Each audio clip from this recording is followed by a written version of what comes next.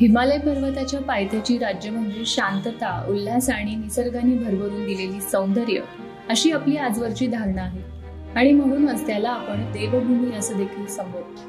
पण काही मुस्लिम मूलतत्ववादी विघ्नसंतोषी लोकांनी या देवभूमीला काहीही करून अशांत करून सोडायचा विडा जणू उचलला आहे. अनेक प्रकारचे जिहाद राबवून त्या भागातील शाश्वत सत्य सनातन हिंदू संस्कृती नष्ट करायला निघालेल्या या लोकांविषयी हिंदू जनमानसात काय भावना आहे याचा प्रत्यय आता येऊ लागला आहे. नमस्कार, ऋतम मराठीमध्ये आपल्या सगळ्यांचं स्वागत.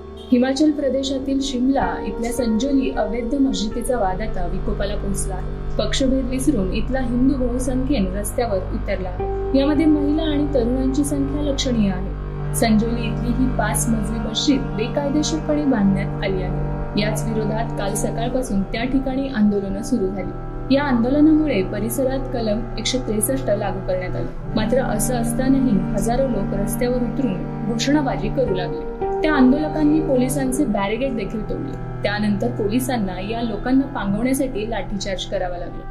या निदर्शनामुळे ठिकठिकाणी पोलीस बंदोबस्त तैनात करण्यात आला, तर वादग्रस्त मस्जिदीबाहेर चोख सुरक्षा व्यवस्था तैनात करण्यात आली. या संदर्भात थोडे मागे डोकवताना शिमल्याच्या संजोली मस्जिदीबाबतचा वाद हा तसा 2010 पासूनचा आहे.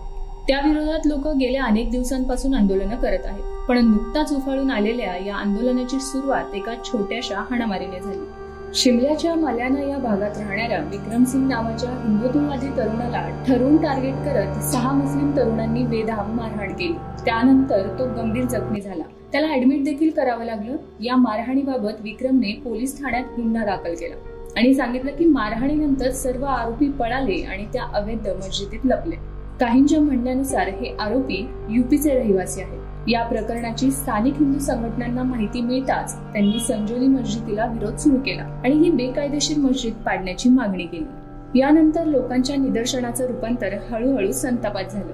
म्हणून मग विक्रम सिंगवर हल्ला करणाऱ्या सर्वांवर पोलिसांनी दाखवण्यासाठी का होईना छोटी मोठी कलमं लावून कारवाई केली आणि त्यांना अटक देखील केली.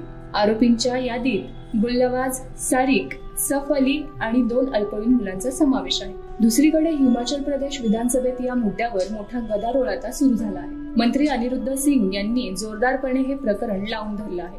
अनिरुद्ध यांच्या अध्यक्षतेखाली समग्र हिंदू समाजानं आणि हिंदू संघटनांनी आता सरकारला 2 दिवसांचा अल्टिमेटम दिला आहे. या काळात संजोलीत मोठ्या प्रमाणात पोलीस बंदोबस्त तैनात करण्यात आला आहे. बहुसंख्येने हिंदू आता मस्जिदीसमोर पोहोचत आहेत. या मस्जिदीबाबत महापालिका प्रशासनाकडे अनेकदा सुनावणी झाली आहे. 2010 पासून अवैध असलेली ही मस्जिद कायम वादग्रस्त राहिली आहे. 2012 साली या मस्जिदीची तक्रार करण्यात आली होती. 2013 मध्ये या प्रकरणाची पुन्हा सुनावणी झाली. त्यानंतरही बांधकाम सुरूच राहिलं आणि 2019 मध्येही सुरूच राहिलं. या काळात 2010 ते 2017 या काळात काँग्रेस आणि 2017 ते 2022 पर्यंत भाजपची सत्ता होती. दोन्ही सरकारांनी यात कोणतीही कडक कार्यवाही केली नाही. परिणामी आज अखेर लोकांच्या संतापाचा बांध फुटला आणि आंदोलनं झाली.